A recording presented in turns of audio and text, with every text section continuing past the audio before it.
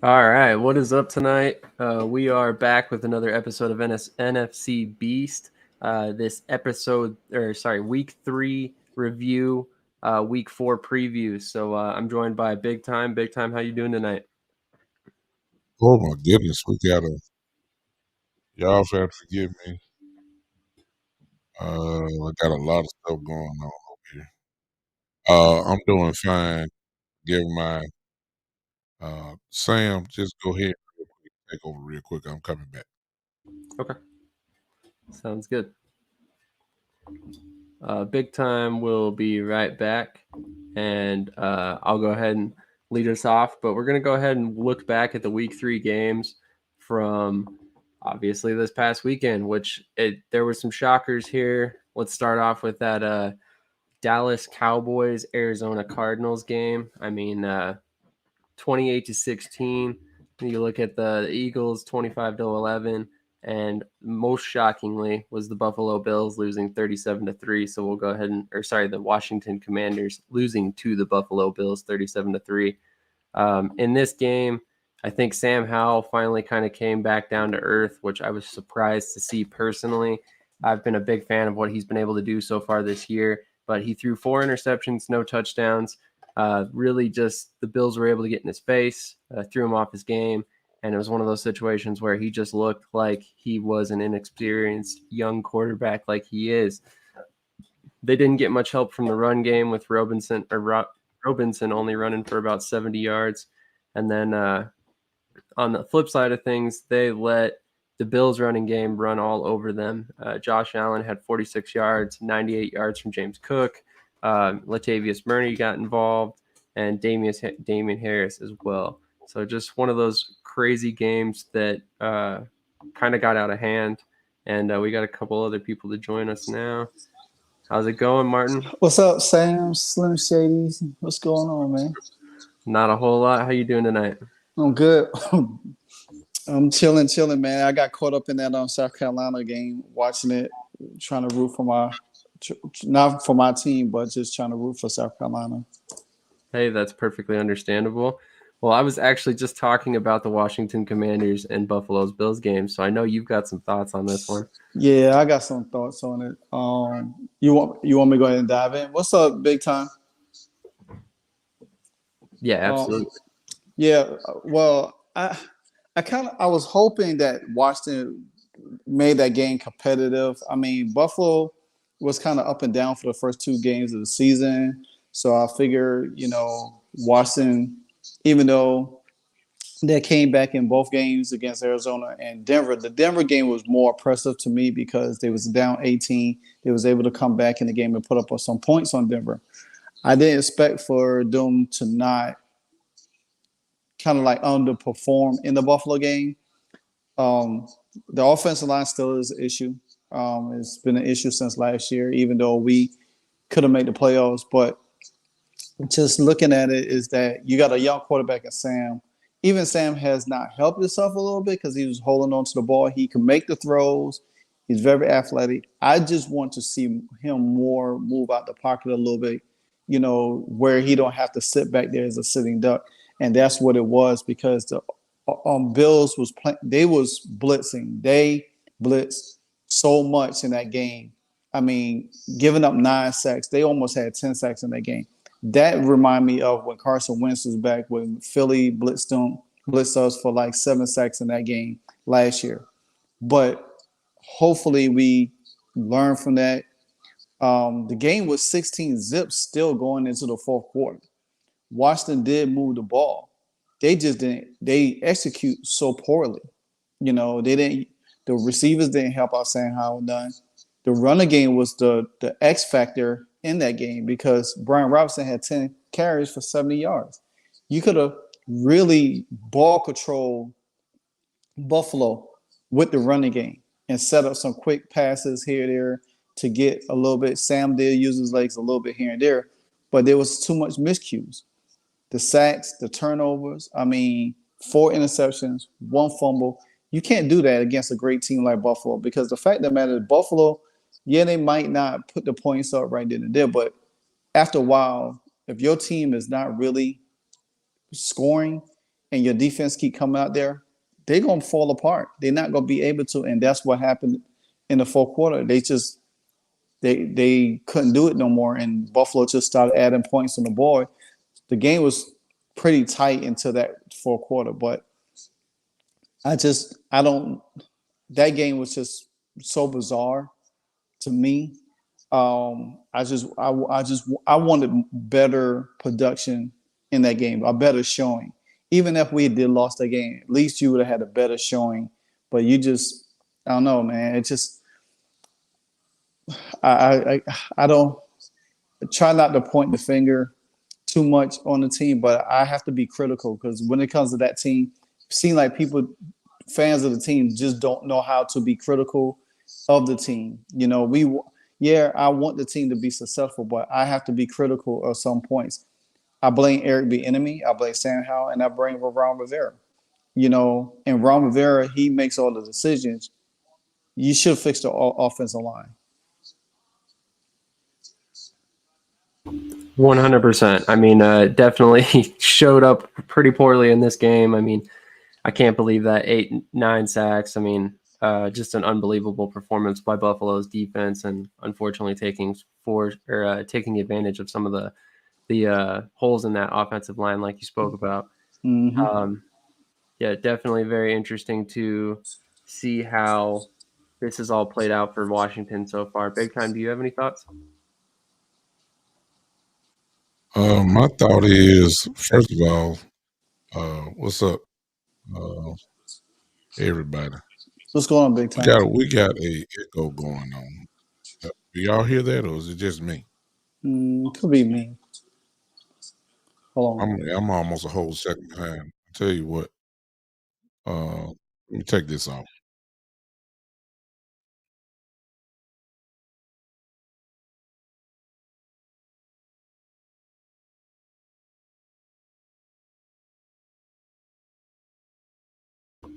You're muted. Oh, okay. Can you hear me now, clear? Yeah, I can hear you. Okay. Oh, cannot hear Big Time, though. Going well so far. Yeah. You probably muted. Can't hear anything you I say. know. I can't hear him either.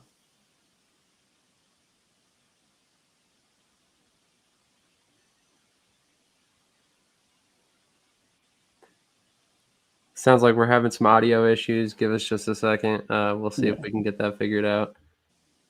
In the meantime, we'll go ahead and get back to the games. So looking back at that Washington-Buffalo game, the Terrell Bernard was named AFC Defensive Player of the Week due to his performance, 5 tackles, 2 sacks, and an interception.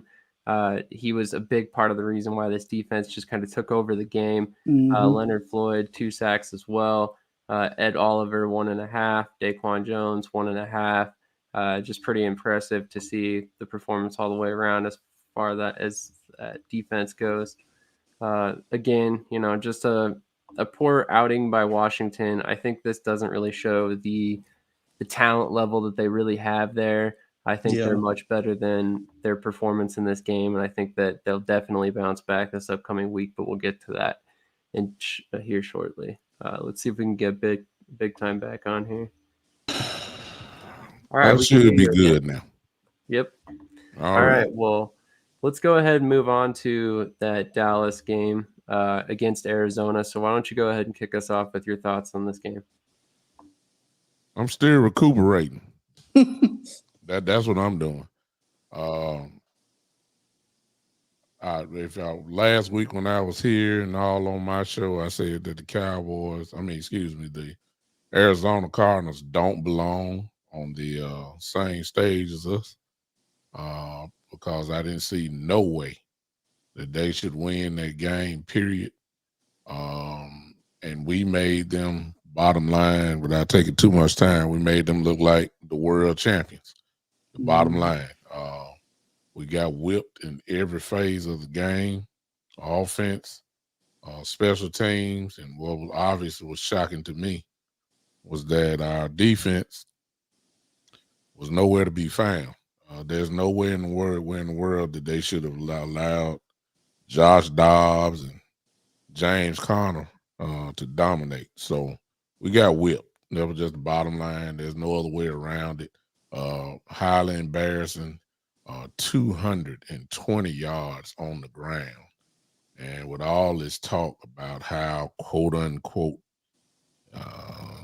historic type defense, supposedly, they went, 2 steps up with the domination of the Giants and the Jets, and then took 5 steps back. And so I'm still irritated by a team that we just supposed to beat, and we did not handle our business at all. I understand that we had a few injuries and 3 offensive linemen, but we ran for 148 yards, I believe, on the ground. So we was moving. It wasn't even no question about that. The ball was moving. We shouldn't have allowed this team to do that, but we did, and we were the laughing stock of the NFL for a whole week. I hope they ticked off, and we'll see what we do tomorrow against them. But overall, just a horrible for a team that's supposed to have these great expectations. You laid an egg, and that's just the bottom. There's no other way around it, and I just don't, and I know how teams get when they play the Cowboys. Everybody play their best game, but even on their best game, that shouldn't have happened. 220 yards given up on the ground. You can't be a historic defense. You can't even be a mediocre defense if you give up that type of stuff. I've always said, and I'll close with this, that my only question about my defense was, can we stop the run? That was my only question. But the scoreboard from the Giants and the Jets kind of took away the running game. I always wondered. I said, okay, what happens when the team gets to play their game plan and the defense step up? And obviously, everybody have intentions on running the ball, but when you're down by 20, it kind of mess you up. Well, now I see what's going on. So we looked horrible. We got ran over, and it was embarrassing. I could definitely see that as a Cowboys fan. I would definitely say you weren't necessarily the laughingstock of the NFL. I think the Broncos kind of took that title this week for that 70-20 beatdown that they took from Miami. But we're gonna go ahead and introduce on our Giants correspondent for the night, and that's Krish.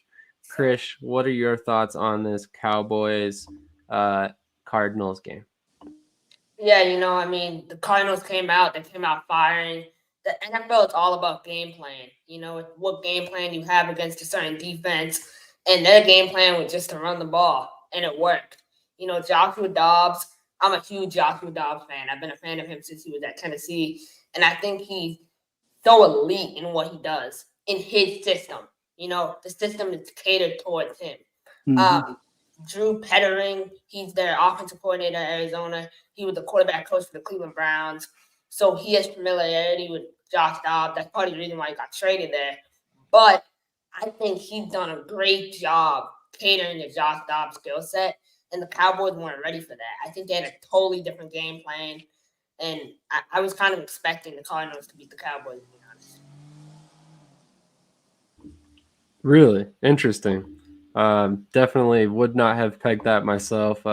So good on you if you did think that, because I honestly thought the Cowboys were going to roll right over them. And I really think that they just caught them on an off day. I don't think the Cowboys came into this game rolling the way they normally would. We've seen them decimate 2 opponents prior to this. So I personally think this was just one of those early season games that they had to get out of their system. I kind of agree with Chris a little bit, because if you look at the first 3 games from Arizona, they have played everybody tough. I mean, they literally could have been 3-0 right now. They could have beat us. They had us. We came back to beat them, and then they jumped all over the Giants. So I think as each game went on, they probably was adjusting more to Josh Dobbs' skill set to get him more in rhythm and everything like that. And I mean, Arizona defense is not really that bad. So it's kind of like, you know, I didn't expect the game plan that Arizona came with worked. I didn't expect them to like really just go off on them like the way they did, like running the ball, and then Josh Dobbs using his legs. I mean, there's something that he's good at. I mean, he was with the Commanders at one point in time, so he got a lot of familiarity to the NFC. So going from teams being with us and whatever. So yeah, so it's kind of it's not too surprising. That's definitely fair. Big time. Any final thoughts on this before we move on? Yeah, we're horrible. I definitely wouldn't go that far. I'm not a Cowboys fan by any stretch, as you can tell behind me. But at that same time, I know what kind of team Dallas is, and I'm not counting them out anytime soon. I'm not counting them out. It's just that we know the landscape. When you have the Philadelphia Eagles and the San Francisco 49ers who, especially the 49ers who look like they're already in mid-season form, and you're suspected supposedly to be a possible NFC championship game. That's what everybody was saying at first and all that kind of stuff. Then common sense kind of tell you you're going to have to keep pace with them because they're not losing. And it may be a minute before either one of them lose, even though we have them on schedule following the Patriot game tomorrow. And then, of course, we have Philadelphia twice ourselves. But games like that, they're not losing games like that. We did. The 49ers are not losing a game like that.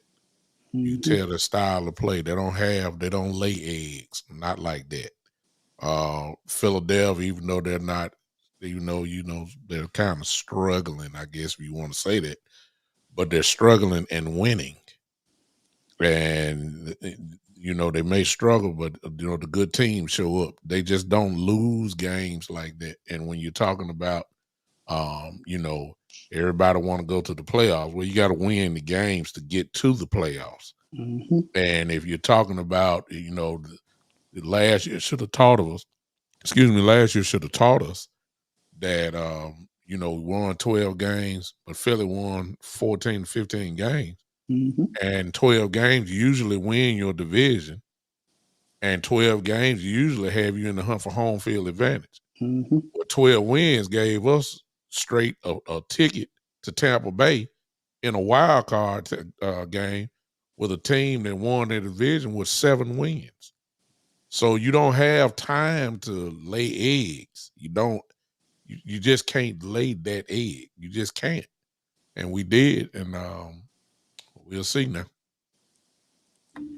I mean, that's a good point as well. I mean, you definitely have two teams that are kind of cruising at the top of this conference, and we'll get into that Eagles game right now. The Eagles win their third game 25-11 against Tampa Bay. I actually expected this game to be a little bit closer to believe it or not. I mean, I talked about it all week long. I think that Buccaneers defense has exactly what they needed to contain Jalen Hurts, and it kind of showed at certain times. I mean, 1 touchdown, 2 interceptions by Hurts wasn't a pretty performance by any stretch. Like you said, we've kind of struggled as of late to kind of get our footing. It seems like every week we're letting these teams hang around that we should just be pulling away from, and it seems like we need to figure out that last little bit of our offense or whatever it may be. But DeAndre Swift, 16 carries, 130 yards, another 100-yard game after not doing anything in week 1. Still averaging over 100 rushing yards a game so far this season. Pretty impressive to see how he's bounced back so quick. Anybody else have any thoughts on this game? Yeah, I do. I know that like y'all play New England the first game of the season, which kind of New England kind of like let y'all off the hook. I watched the Tampa Bay game. I think if Tampa Bay could have run the ball a little bit more, and somebody else in the wide receiver has stepped up more besides Mike Evans, And Baker's not really a scrambler. He's more of a semi-pocket passer, you could say. But the offensive line was kind of like a little bit Achilles heel for Tampa. I think Tampa did everything with the defensively to keep the game close and created some turnovers to put them in position to add points. I think if they could have mustered up enough offense, they probably could have, sneak a game from Philly. But this kind of reminds me of Philly from last year too, because they won these games, and you should start to see like when they went on that 8-game win streak, you kind of see like teams like Houston, Indianapolis, kind of like had them on the ropes, and then they kind of escaped until they ran into Washington, and then Washington had the formula to beat them on a Monday night. It's kind of reminding me a little bit of the same thing, even though Philly's 3-0, Washington's 2-1. So, and it's early in the season. That's kind of it kind of reminds me, because Philly's like, okay, even though they don't have the, Shane Steichen went to Indianapolis, you know what I'm saying? But I think as the season going, Philly probably will finally figure it out, you know what I'm saying? But I think a loss is going to come sooner than later. I don't think they're just going to roll to 8-game winning streak to like they was last year. I think a loss is going to come sooner. I would actually agree. I personally think unless they clear up whatever it is that's kind of holding them back, they're definitely going to end up seeing a loss, probably even possibly this weekend, to be quite honest. Chris, your big time, any thoughts on this game? So, what's kind of crazy to me, I was looking at Jalen Hurts' stats earlier. He had thrown 3 touchdowns and 3 interceptions, but yet he still has an 84 quarterback rating. That's probably the craziest stat line I've seen in a while. But I mean, they find a way to win games. That's really all that matters at the end of the day. And I can't see them stopping anytime soon. I personally think they're going to destroy the Commanders this weekend. I think it's going to be an on game. If Jalen had to figure it out now, he's one of those guys. He'll figure it out. So I have no fear in that. And then DeAndre Swift, like you said, like he's turning into one of, in my opinion, a top 5 running back in the league overnight. So. Yeah, I mean, I would definitely agree on Swift. Your take on Swift. If he continues this pace, he's definitely a top 5 running back. Big time, any thoughts on this game? Well, I mean, Jalen, doesn't have to really do anything, because at least the Eagles know their identity. Mm-hmm. They're not really depending on Jalen to be quote unquote the man. He's a supporting, type of guy. He's not the focus. Running the ball and play defense, and that's so far, at least as of these few games that we played, that's what the Eagles do well. And you can win, obviously, like that. So they may be somewhat, not clicking on all cylinders, but when they need to go to their go-to offense, they know what to do. Let the offensive line take control and hand the ball off to Swift as of now, and they're winning. So that's the bottom line. Everything don't have to be pretty, just as long as you get the W at the end of the night. And and just like I said about the Cowboys keeping pace, well, the Eagles know that the 49ers are winning too, and the 49ers are aware that the Eagles are winning. Yeah, and I'm quite sure both of them want, home field. If it get down to that point. But I'm just saying, as of now, everybody knows who the bosses of the NFC is right now, and everybody's trying to keep pace. So as long as you win, that's 1 point or 40 points. You need to stack as many wins as you can now. So when the time does come, you got something, a foundation to lay on. So I don't really have a complaint. Isn't it? The Eagles, when the people like Purdy, people like Jalen, because the defenses are so good and the running game is so good, there are only going to be a few games where they have to play, be the man. Just a few. Because the defense and the running game is so good. We ain't got there yet. Purdy really hadn't gotten there yet. Really, maybe 1 or 2 games we had to be the guy. Like the ball is handed to you, carry us home. That's not Jalen's game. That's not Purdy's game. There's really not Dak's game, but I know. But everybody think he's trying to make it be like that. But that's really, they almost have the same game. The game manager, guys that have moments of eliteness, if that makes sense. And so far, Jalen has only had to do that only a few times. He had a great year last year, obviously, but he's doing fine as far as I'm concerned. So y'all good. Sorry, go ahead. For the big time, this is the first time I'm interacting with you because I know you're a big Cowboys fan, but I do appreciate your honesty when it comes to the Cowboys.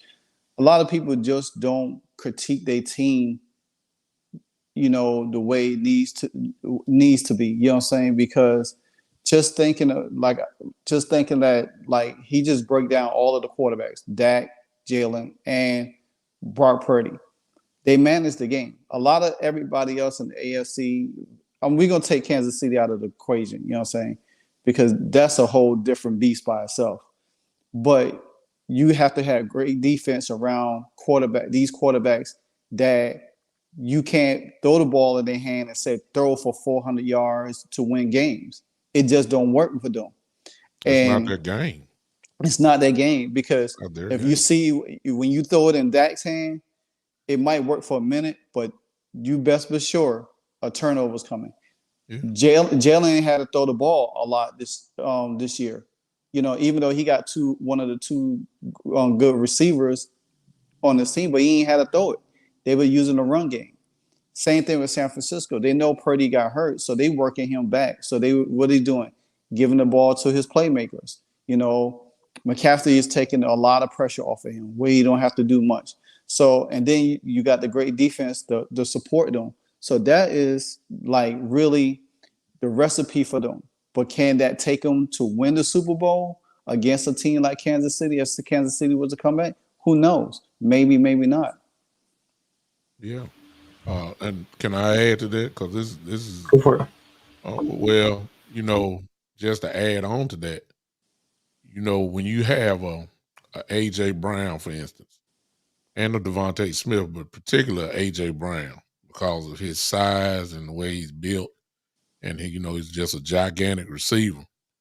Well, really, all you got to do with a guy like him is throw him a 5-yard pitch, and he gonna roll for 40 yards because he's gonna break a tackle. But when you look at the stats, it says Jalen got 285 yards. Yeah, but he threw a 5-yard slant. I mean. And Brown and well, I ain't gonna say Devontae, and then the same thing goes with Purdy and Debo. And they ain't Purdy throwing it way down the field; he's throwing it short. Yeah. And Debo is doing a whole lot with all that. So, you know what I'm saying? But the problem is when the teams have mistaken identity. If Eagles don't have mistaken identity, they know what the strength is. The offensive line, the running game. This is what it was like last year. Jalen even getting involved in the running game. The 49ers know what their strength is. The offensive line, Christian McCaffrey, Mitchell, and then that strong defense. And that's what they do. The Cowboys' problem is that we got mistaken identity.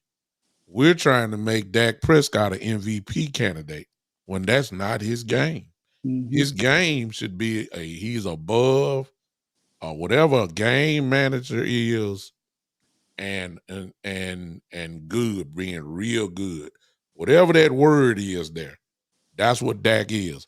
The 49ers and Eagles have figured that out, and they're staying true to it while we're trying to get Dak some kind of credential that can go along with this NFL Man of the Year award. You understand what I'm saying? And that's what the problem is. Until we figure out, it's just like tomorrow. I don't know who we want to be. quite yet. They ain't figured that out. You Yeah. ran over the Cardinals, even though we lost, but you didn't keep running. You know what I'm saying? You had 4 running backs. You could have kept running. We were dominating them, moving them all over the place. Instead, you want to try to pad Dak's stats up. I mean, throw a little, it's 1st and goal on the 2-yard line. We lined up in the shotgun. Why? I just don't. For the Eagles, on the other hand, they run a heavy set, the 49ers. Heavy set, and they ain't worried about Purdy getting 3-4 touchdowns. The Eagles ain't worried about Jalen throwing for 3-4 touchdowns. They're going to hand the ball off. You know what I'm saying? I even throw the Giants in, Chris. 1st and goal from the 2-yard line, it's going to Saquon. You know what I'm saying? Everybody know that. With the Cowboys, we got to get Lamb a touchdown. We got to get the tight ends involved. Until they get the mistaken identity out of here, that's when the Cowboys will take off. But as of now, I don't know what team gonna show up. Definitely fair on all fronts. I mean, let's go ahead and get into this next week's games. We got another interdivisional game, and that's actually my Eagles versus Martin's Commanders. So, Martin, what's your takes on this game? I mean, Sam Howell's going to be trying to bounce back from a 4-interception game. Can he do it against Philly? I think so, because I think Philly knows that Washington could beat them. I think they know that from last year, being undefeated. We didn't even have the team that we have this year. I think the Commanders have a good team. They have a team that can put points up. They just got to figure it out. You know what I'm saying? And 2 big times, he just gave me something to think about. I think they need to, Airbnb needs to scale back off that explosive offense, manage the game with Sam Howell, take what the defense give him, use the run. The Commanders' run offense is way better than their passing offense. I understand we got great talent on the offensive side of the ball, but you have to figure out how to slow. When you play like we played the 49ers and the Philly last year, we could. The 49ers game, if we didn't turn the ball over, that game was a turnover prone. We could have figured that game out, probably stole that game for the 49ers. When you play in the Philadelphia Eagles and the 49ers, you're going to have to play mistake-free football. Knowing that we know about Philly, how we played them last year, probably have to be the same recipe. Now, I think Philly is going to run more on with us because DeAndre Swift is the difference maker right now for that offense. And I think Washington has been playing really good against the run, but I think they're gonna have to slow that game down for Sam Howell, not allowing him to take so much beating. We can't give up 9 sacks this week against a good Philly front. I mean, as good as our front is, we getting sacks, but we getting pressures, but we not finishing the plays when we get back there. Jalen Hurts can't hurt us running. We haven't been good against a running quarterback. We seen what Josh Allen did to us last week. We don't want the same thing with Philadelphia. So I think this game is going to be a little bit more tighter. I think there's going to be different things that Washington is going to do to throw Philly off. They probably going to look at some of the games that Philly, probably look at the Tampa Bay game, see what Tampa did, and probably put it in there in the game plan. I think that I gave my prediction of the score. I picked Washington by 3, 27-24. I think it's going to be a close game. I don't think it's going to be a blowout. Even though Washington gave up a lot of points in the 4th quarter against Buffalo, the game was much closer than what it was. So, and I kind of, honestly, I think these two teams similar to each other. I think Jalen Hurts is the more experienced quarterback, but these teams a little bit similar. Defensively, y'all have a better linebacker core than we do. But everything else, I think, is pretty similar a little bit. Offensive line a little bit better in areas, but they kind of mirror each other. So I think Philly right now is the big brother. We kind of like the third brother. I think I put Dallas ahead of us because we behind them. You know what I'm saying? Then the Giants, down there. But I think the Commanders can win this game. I think they're just going to have to play mistake-free football and not allow Philly to get into that rhythm. Once they start getting into that rhythm, who know, then it's lights out. I've got a question for you real quick before I give my thoughts. Okay. Why is Antonio Gibson not more involved in that offense right now? Sam, to be honest with you, I don't even want him to be more involved. He can't even hold on to the ball. And he's such a good talent. You know what I'm saying? I think him being in that wide receiver spot to use like an Alvin Kamara or Christian McCaffrey type guy, he could be that guy. His fumbling scares me. That's what scares me about him. He could get you yardage. He could get in the open field, but him not securing the ball worries me to death because say for instance, it could be 24-24. We might have the momentum to win the game against y'all. And he fumbles the ball. That right there would drive me crazy. You know what I'm saying? It would drive me literally crazy. I don't know why Eric Bieniemy, and I think his fumbling has probably cost him a little bit where they're not trusting him as much. You know what I'm saying? Chris Rodriguez is a healthy scratch because he's ill. So they brought up Derek Gore, Frank Gore, I think Frank Gore's son. They brought him up. So they probably might use Gibson more into the passing game tomorrow and allow Brian Robinson and Gore be the main runners. So it's going to be interesting to see how they use him. I would love for him to be more involved into the wide receiver spot because that's what he was when he was at Memphis. He was a wide receiver before he converted to a running back. So hopefully Eric Bieniemy don't figure it out, but they need to use every personnel they got. I mean, they got so much talent on there. It's baffling me that you can't. And the only thing I don't like is that don't try to turn us into the Kansas City Chiefs. And that's what I think he want to do. But Sam Howell is not there yet. You need to take your time with him. Give him enough plays where he could execute properly. He has the skill set, but he's not there yet. I mean, this is really his first full season, and you don't want to throw so much on him. And these defenses already know that they got film on him already. You know what I'm saying? So they know his tendency, so they gonna come after him. But we have to do our job to protect him and make sure we put him in the best position to succeed, and use the weapons that he has around him. 100%.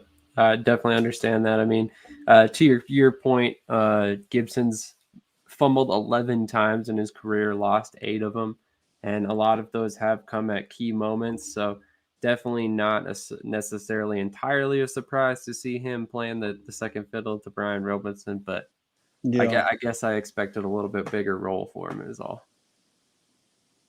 But as far as my thoughts on this game, I think Philadelphia definitely has some things to clean up that I've spoken about before. This offense has looked rusty at times, and which is odd because at times it's looked amazing. So I'm not quite sure what needs to be fixed. I know I'm not the biggest fan on Brian Johnson's play callings at times. It seems like he gets into I don't want to say a rhythm, but like gets into a set play calling balance where he wants to go a certain amount of runs in a row, then a certain amount of passes in a row, and he kind of telegraphs what he's going to do next. So I think that's been holding us back at times. He's gone really, really run heavy at times, and then he's completely run away from the run at other times. And it's just been kind of interesting to watch all the way around, which again, first time play caller in the NFL.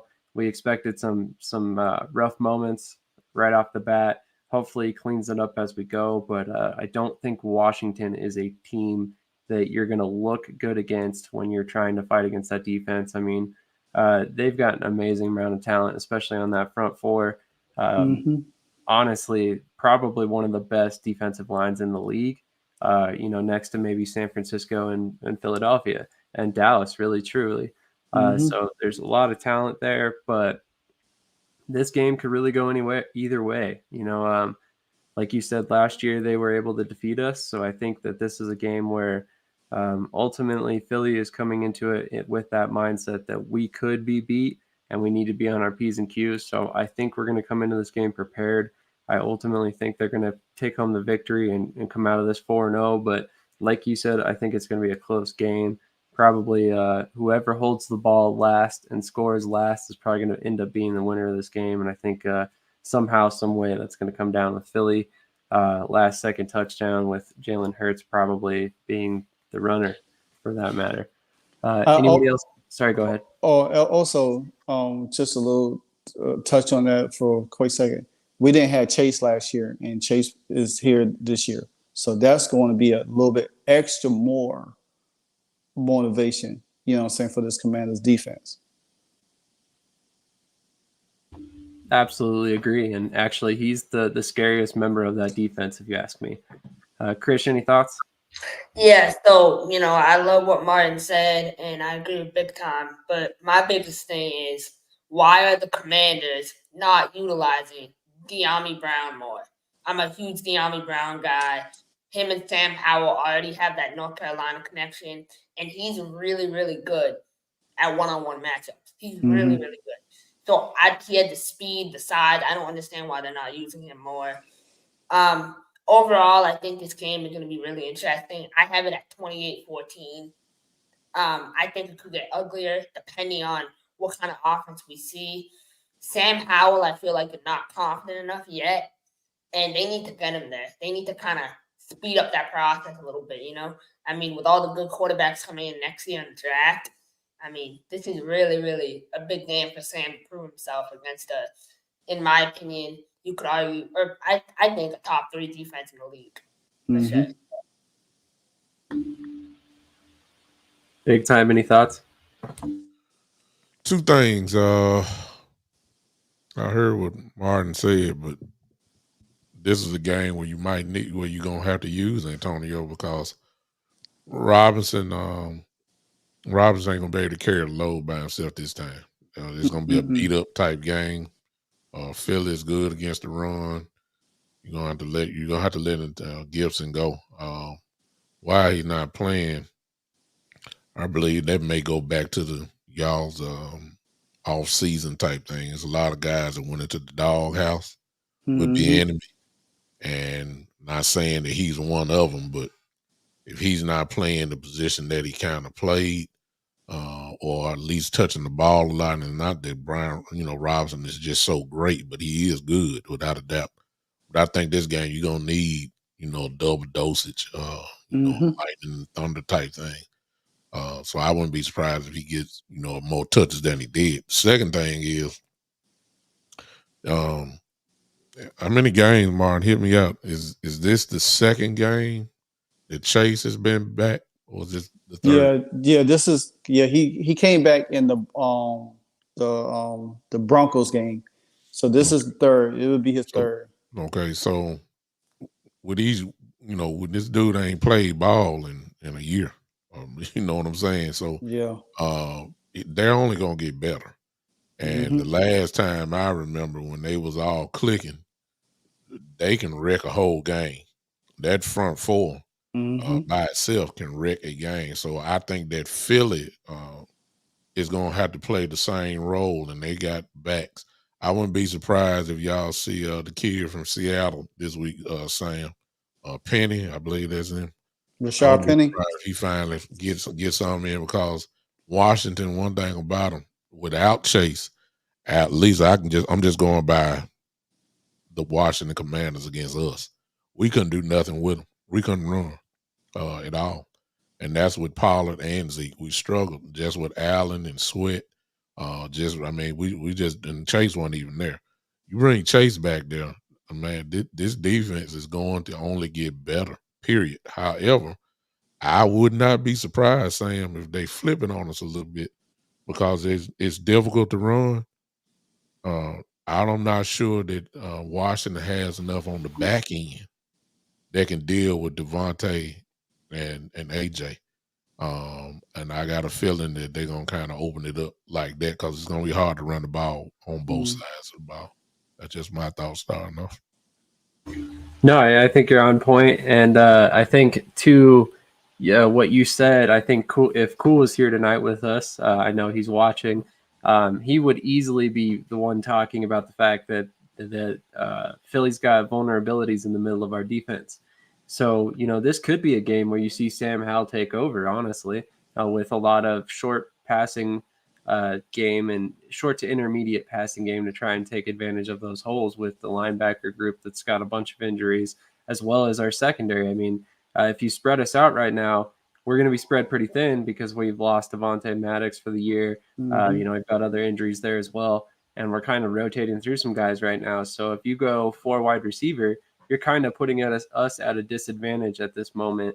And then if you go base and you're trying to run, a nickel defense, and we're still at a disadvantage right now with the health of our linebackers. So realistically, this could end up being a shootout in terms of the passing game, and it could be a lot of short to intermediate passing game from both teams, to be quite honest. Go ahead, Martin. Oh, yeah, and it's funny you said that because Terry hasn't gotten off yet, and he has had good games against Philly. So that's going to be something to watch. And to Chris' point, this could be a game De'Ami Brown be a difference maker in the game.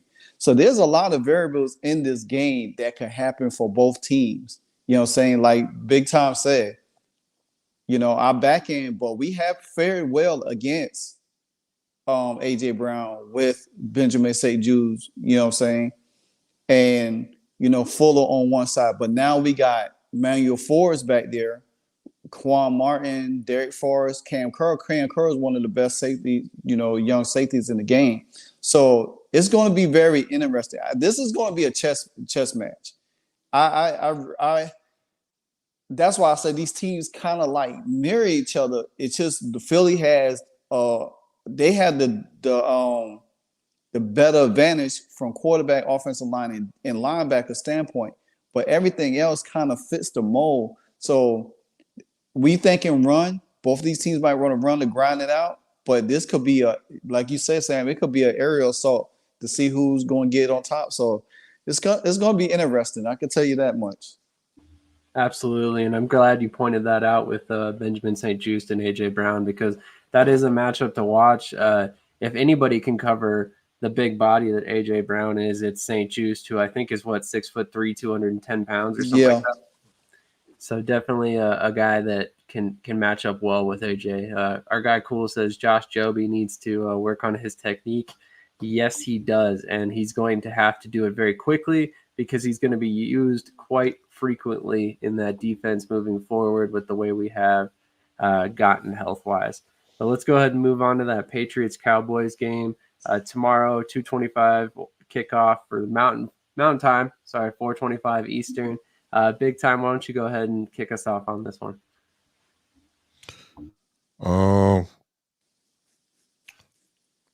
I really only have one question, really, and that is, can we stop the run? It's the question I had during the off season. It's the question I had even after beating up the Giants and beating up the Jets. I still had the same question because the game dictated that, or at least the first two, it dictated that we took out the running game because of the scoreboard. I had the question even with the Cardinals because I haven't seen it yet. I know what we like on the back end, and that was with Diggs still there. And even with him not there, I still think we're more than adequate enough defensively in the secondary to handle business. But I did not have my question answered about can we stop the run. And boy, I definitely still don't have the answer. And so, of course, we're dealing with two guys that I know, especially after last week, that the Patriots are going to have a concerted effort that they're going to run the ball. Stevenson, Ezekiel Elliott, whoever else they got back there. We're going to get a heavy dosage again just to see if we can finally stop it, finally. I don't know if we're gonna do that or not. I just don't know. I got to see it before I give them credit. Our job is try to make Matt Jones throw the ball. If that happens, we got an advantage. The pass rush is still the pass rush, but we got to earn it. We can't let them have 2nd and 2 and 3rd and 1 and all that kind of stuff. We need to put them in 3rd and long, 3rd and 6, so it's obvious. And Matt Jones will give you the ball back. We know that. Mm-hmm. So we have to make him throw the ball. Not scared of anybody really on on their offense other than Stevenson to me. I know Juju is still there. You know, the good solid guys, but I'm not overly scared of them like that. Offensively, you know, it's already been reported that Tyron Smith is out. There's a possibility, at least as of now, they said that Tyler Biadasz and Zach Martin are coming back. So we won't have to go through this not having 3 of our linemen in. Tyron won't be there. But look like Zach Martin and Tyler Biadasz will play. So of course that's a positive for us. I mean, I don't know. Pollard carried the ball 25 times last week. That's shocking. But he did it last week. However, Deuce Vaughn did not step on the field. Not really. And Turpin did not become part of the running game. That's what we showed the first week. So it's almost you're not utilizing the weapons that you have. Personally, I could care less about Dak Prescott. Getting 2-3 touchdowns. I could care less about that. If your identity is running the football, let's go ahead and do it. So far, that's been the strength of the team. It just depends on how we go. I'm not saying Dak not capable. I've seen it enough. But at some point, we just got to call it like it is and say, hey, let's just be honest and stay and gain an identity. I expect them to load up the box and make Dak throw. It's the same thing. It's almost a mirror image game. They want to make Dak throw. We want to make Matt Jones throw. And which leaves you one-on-one. But if we know all respect goes to Coach Belichick, a defensive guru, probably the greatest coach ever coached in the history of the game, but he's known for his defensive strengths, and his strength is that he want to take away what you do best. So far, the Cowboys, what they do best is run the ball. If that's the case, you're going one-on-one. Dak just got to make them pay if they're going to do that. Because, they have already said they're going to put the rookie on CD Lamb, going to travel with him. Like, that's an embarrassment. Christian, even though the dude playing great, the young kid Christian, I forgot his last name, but he's real good. But that's CD Lamb over there, like, hello. I mean, come on. CD got to go to work, and Dak got to take advantage of that if that's what they're going to do. So we'll just see tomorrow. I ain't making no predictions because I got to make sure I know what teams show up. I'm not confident on what team is going to show up. So we'll see. Yeah. It's definitely going to be interesting to see exactly how this goes for the Cowboys. I mean, ultimately, like you said, we've seen 2 different versions of them so far this season. And the Patriots are a team that can go either way at any point in time. Chris, I'm sure you've got some thoughts on this. You're a Boston guy. What are your thoughts on this Cowboys-Patriots game? Yeah, I think we might get killed. There's a legit chance we might get killed.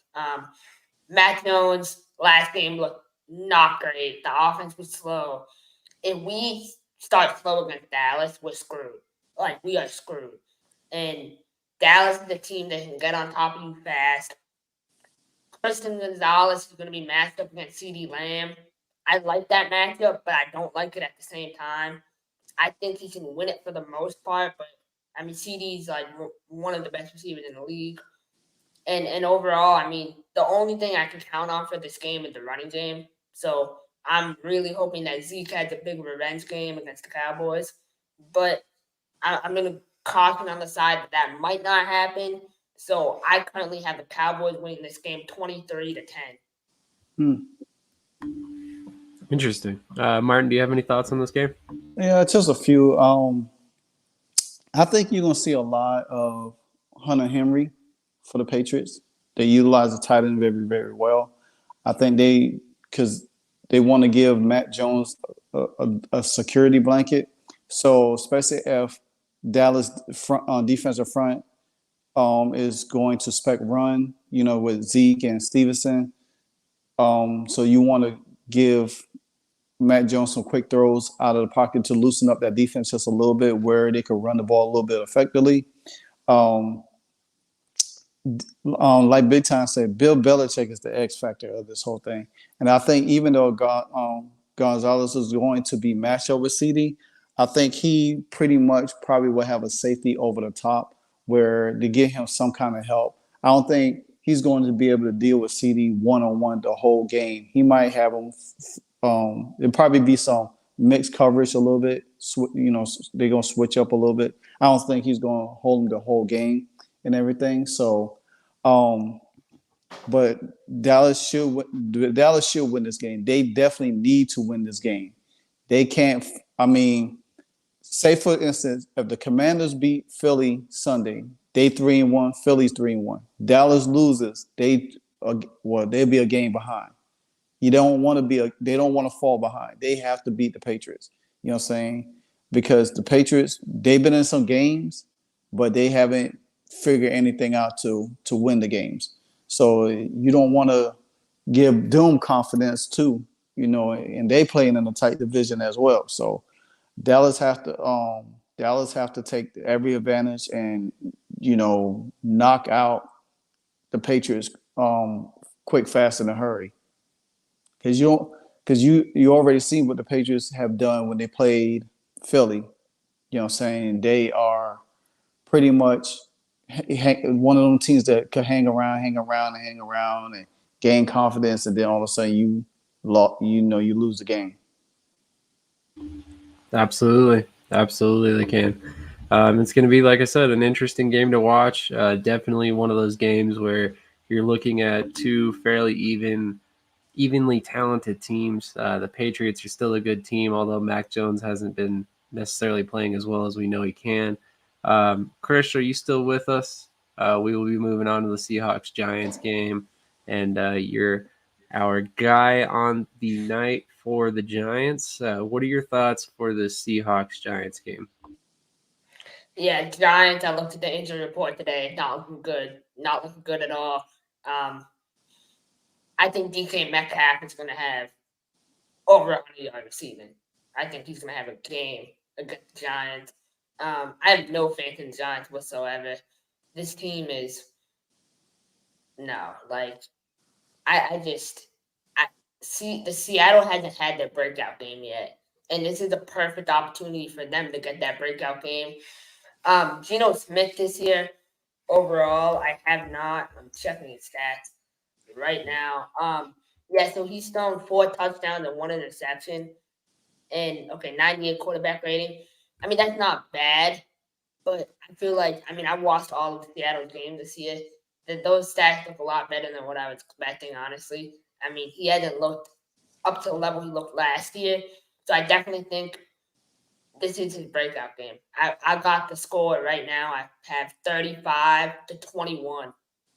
I think Daniel Jones will throw for 180 yards and 1 touchdown, 1 interception. Alrighty, interesting. Any thoughts on this game, Martin? I guess you're gonna see a whole lot of Kenneth Walker in this game. Giants don't have Barkley. They give up a lot. They give up a lot of points. They haven't been. I don't even know what's wrong with their defense right now. Out of the Commanders, Commanders, Eagles, and Cowboys, they're supposed to have one of a good defensive front, but they haven't really been trying to stop anybody this year. They've been giving up a lot of points. It's going to be a lot on Daniel Jones' shoulder, and you've seen how that went last week. So Geno has been playing really well. He picking up where he left off. DK, I think DK is out. He definitely needs a breakout game. He hasn't had one yet. I mean, it's been Tyler Lockett and getting all the. So, but I think it's going to be a heavy dose of Kenneth Walker in this game. So, I mean, can the Giants hang in there? I don't know. I mean, they pull a comeback against the Cardinals. So, but I think that's what Barkley. I don't think they have enough weaponry to do it. That's fair. Big Time, do you have any thoughts on this game? I just think sooner or later that front four gonna show up. I don't know if that's tomorrow, but they're just too talented. I ain't gonna say they're too good because it really haven't been seen yet. Thibodeau is too good of a player. Lawrence is too good of a player. And Isaiah Simmons is too good of a player. Sooner or later, it's gonna click. And look out when it does. Offensively, they're challenged without Saquon. Another huge disappointment. It looks like he fading out as he usually does. Is Darren Waller. I mean, they invested a lot. They thought this dude was gonna come in and usually, at least his Raider days, it just seemed like he quit on you. And I'm not saying that's the case. The line is not that great and all that kind of stuff, but Darren Waller got to be the man. It's not on Jalen Hyatt. It's not on that. Waller has to be the man. And I thought that connection was just going to be lighting people up regardless, because it's just too strong. Because not too many people can handle Waller at all. And he has not. It hadn't showed up. It hadn't showed up in the first game. Not really. Second game, here we are. But you just feel like sooner or later the Giants gonna wake up and show a little bit, and may not equal wins until Saquon get back, but at least you would think that they would be able to step it up a little bit. And I'm not saying it's tomorrow because Seattle is a solid football team, but sooner or later that front four is going to play better. And I think that can happen tomorrow. Maybe not enough to win, but they're going to step up sooner or later. I'm kind of thinking this might be the game where we see Darren Waller have a solid performance. If you look at the injury report for this week, you've got a lot of injuries on the defensive side for specifically in the secondary for Seattle. You got Trey Brown that's out. Kobe Bryant's doubtful. Quandre Diggs was limited earlier this week. Julian Love, same thing, limited earlier this week. Jamal Adams coming back from an injury. Rick Woolen coming back from an injury. And then they're also going to be without Artie Burns. So, I mean, there's a lot of attrition there in terms of injuries. So I think Darren Waller might be the one guy to look to, because otherwise the Giants don't really have a whole lot in that passing attack. So that's going to be another injury or another interesting game to watch this upcoming week.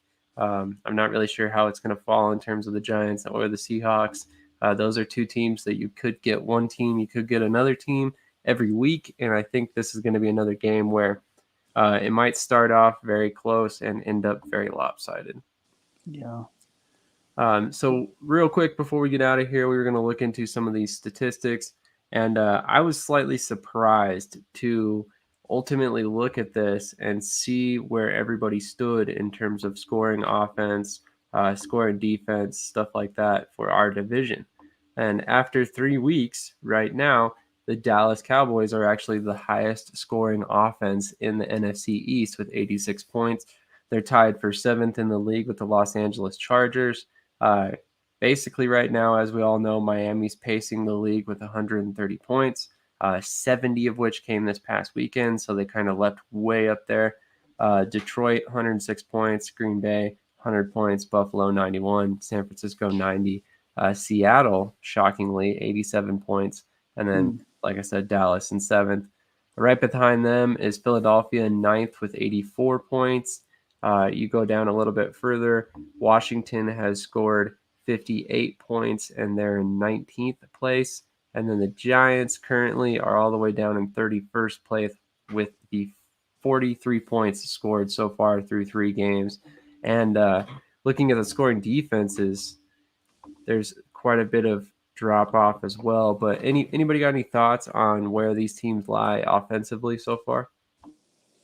I kind of figured Washington probably would have dropped because within 2 games they scored 55 points, and if they had put up probably about 20, at least 25 points or so in that Buffalo game, they probably would have still been up there a little higher. So it's not surprising to see them drop. Now that could change again this week. Who knows? But I think I think after playing Buffalo and then you got to play your division rivals, kind of tough because you got two back-to-back tough games. But after that, you got Chicago and you got Atlanta next. So they statistically, offensively, they'll probably move back up a little bit more. That's definitely fair. Krish, big time, any thoughts on these? I'll just say real simple. As much as everybody has pointed out the red zone issue for the Cowboys, good Lord, if they that far, my God, we could probably be up there over 100 points with Miami. I mean, last week, for instance, 5 red zone trips, 1 touchdown. That's ridiculous. The game before that, I think we got into the red zone, 4 times. I think we scored twice, if I'm not mistaken, something like that. So that sounds correct. Yeah, so I mean, we can figure out a way to put it in the end zone. I ain't gonna say we Miami, but it wouldn't be too far off. I put it that way. So we got to score. Exactly. And then flipping the ball and looking at the defensive side, actually, Dallas is in first place yet again with only 38 points allowed through 3 games.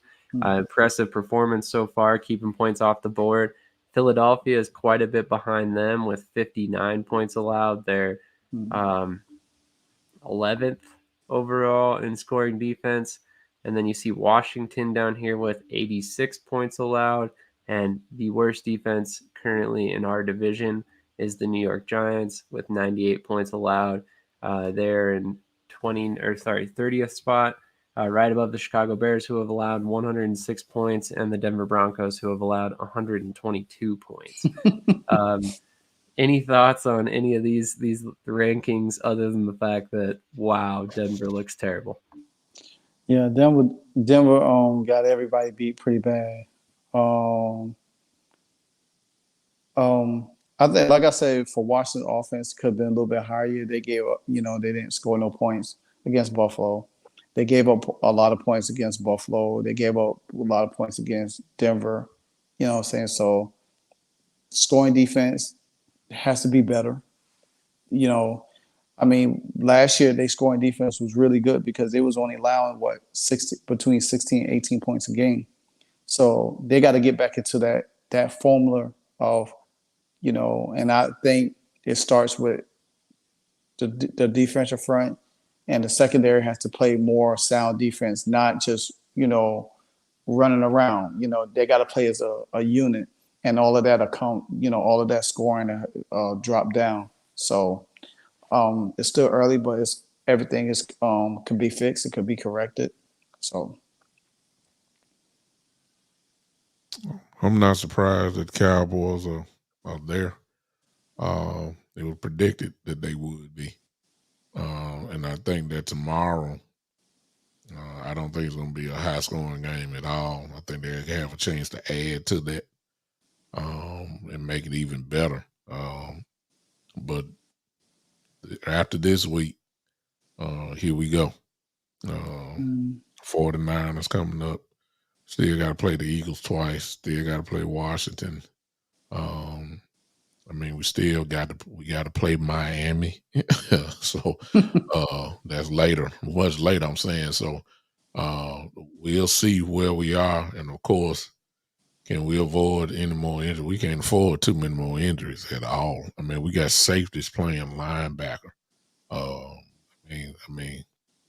know it's packages, but even the base package, we just lost the linebacker. We had to call up one. We lost Devin Harper through waivers. just called up Malik Jefferson from the practice squad. And he's the linebacker for both right linebacker, Mike, and the Will linebacker. So, I mean, after that, you got safeties on the depth chart right after that. Leighton Vander Esch does not have a guy that's on the depth chart right behind him. So I'm going to be watching that because I got a feeling that Micah Parsons is going to have to switch back to linebacker. And if you want to, he's been I think he won the NFC, the NFL defensive, or excuse me, the NFC player of the month defensively. Well, he's an impactful guy wherever he plays, but when you take him off that line and put him back at linebacker, he becomes a little less effective. And we may not have a choice but to put him back there because, as I said before, it's not good to have safeties as your linebackers, especially when they go heavy set. They're going to get swallowed up. So I'm just paying attention. Hopefully we can't have too many more injuries because as much as everybody like to say the next man up, well, your next man up may be coming from the practice squad. It's a big difference between your first string guy and then you lying about that from the practice squad. It ain't the same. And we can call that next man up stuff all we want to. You can't run the race without the horses. So we almost at that point now. So I'm paying attention. Hopefully guys can stay healthy. It's kind of crazy to see them doing so well with that kind of injuries across the defense.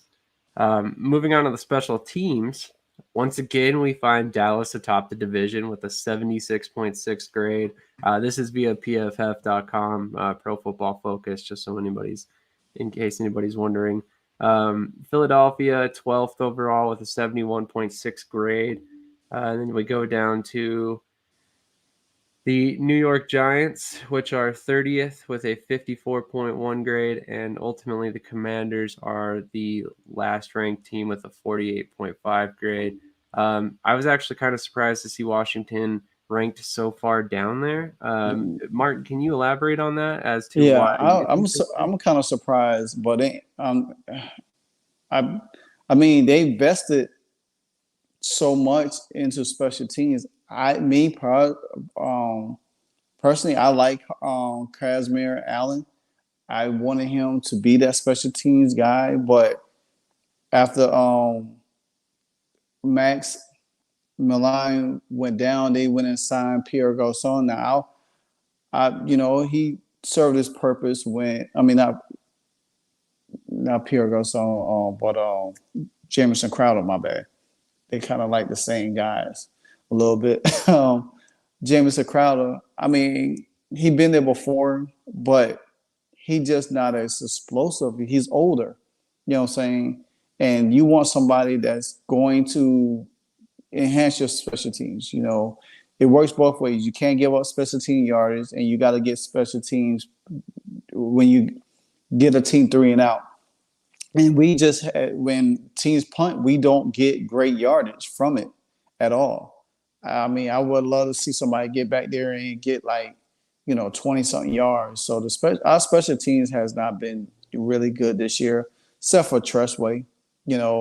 Kicking hasn't been good because our long snapper Cheeseman, he must be think he playing in Green Bay with the Cheeseheads because he can't long snap for nothing. He done changed his form. He messed us up, cost us some points in the kicking game this year. So, yeah, I'm not surprised our special teams has been, abysmal. Fair enough. Big time, what are your thoughts on the fact that the Cowboys land top in the division across the board? Well, it's kind of disguised. Number one, we haven't had a kickoff return at all. The field goal, our kicker kicks it through, so there's no return on that. My mind is off, but I don't even think it's been too many punt returns. I think most of them have been, I believe most of them, hey, Terry, I see you. I think most of those have been fair catches. I really believe that. And the way the offense have been moving the ball, they really haven't punt it too much, to be honest with you. As far as return goes, Turpin has not got his hand on the ball yet. I think one of the things that I don't know what pro football, what the metrics are as far as them grading, but it does help that we had against the Giants the block field goal and recovery and then ran it in for a touchdown. I'm quite sure that had to help in some area, but we really haven't had any real action, to be honest with you, which could be the reason why we are number one. There has not been a kick return all year. He has that many touchbacks. And as far as field goal, I believe that my kicker has already made the Pro Bowl already because we've been kicking field goals. We ain't scoring touchdowns in red zone, so he's lighting it up. From everywhere. I'm saying I believe he's already the Pro Bowl kicker this year so far. Got to be. He may be right up there with Tua in scoring. I mean, he's scoring a lot of points this year so far. So if those two things probably are helping us out. So that's probably the reason why. That's definitely a fair assessment. Brandon Aubrey's performance has been pretty impressive. For anybody who didn't know, this guy was playing Major League Soccer just a couple years back. He's made 10 of 10 field goals, 6 of 7 extra points, and 20 touchbacks on kickoffs. So, yeah, you're definitely not lying. There's been one return, and it was for 28 yards. So, yeah, that's definitely affecting the scoring for sure there. But, yeah, ultimately, they've got a solid special teams unit regardless. So I think even if they had had a little bit more opportunities here, we'd probably still see a pretty high score.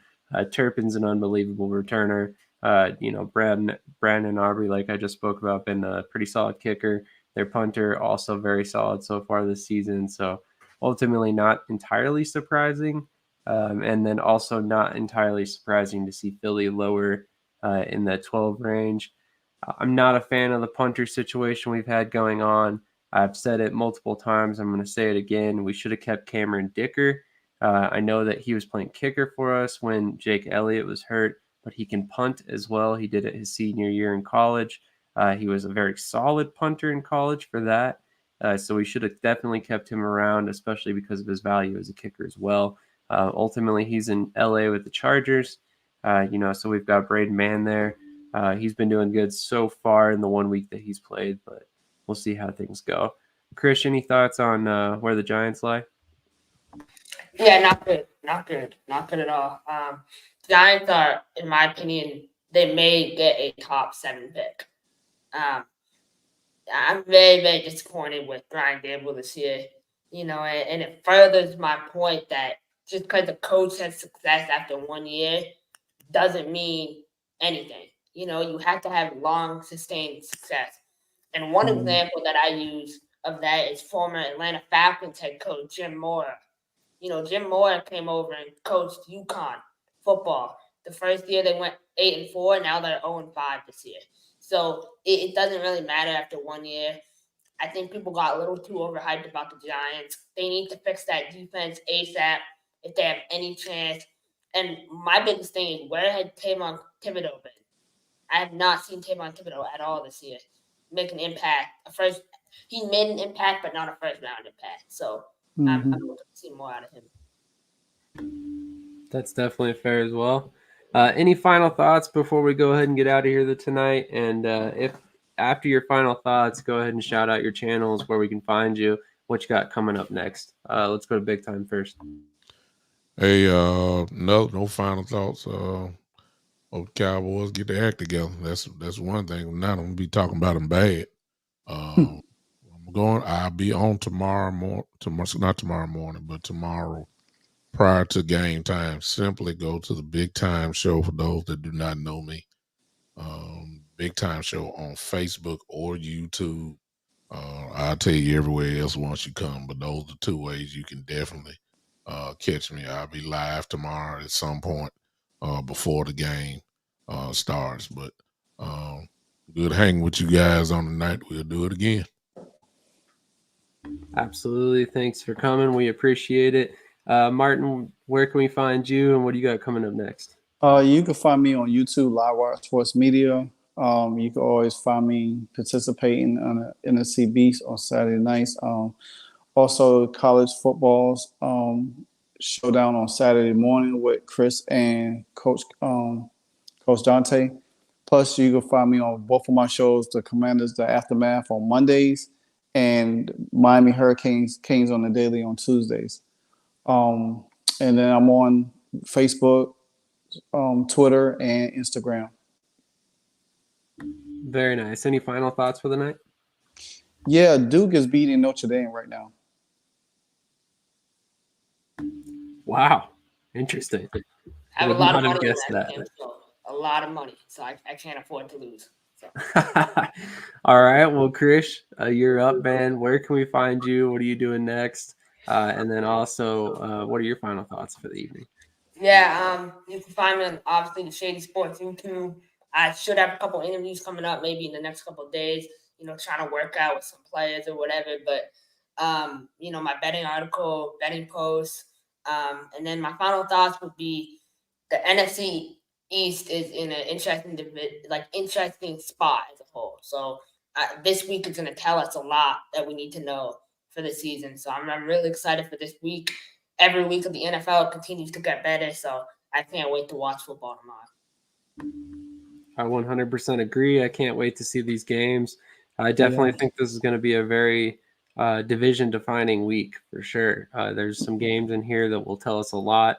That Washington-Philadelphia game is going to be a big one. Same thing with that Cowboys game. The Giants have a chance to redeem themselves this week. Can they do it? So there's a lot of storylines coming into this week. You can find me on Shady Sports Network tomorrow at 3 p.m. Eastern. We will be speaking with the San Antonio Gunslingers coaching staff from the Indoor Football League. So if you like alternative football, come check us out. We have literally the entire coaching staff joining us, so it should be a good one. But anyway, thank you all for joining us as far as content creators and the people watching. If you catch the replay, make sure you hit that like button, comment, and also, if you haven't done so already, make sure you subscribe to all these channels: Play Caller Sports, Eagles Elite Podcast, Big Time on Facebook and YouTube, Livewire Sports on YouTube and Facebook, Twitter as well, and then also BS3 Network and Shady Sports Network. We're going out a lot of places. Make sure you spread the love. Other than that, have a great weekend, and let's go NFC East. All right.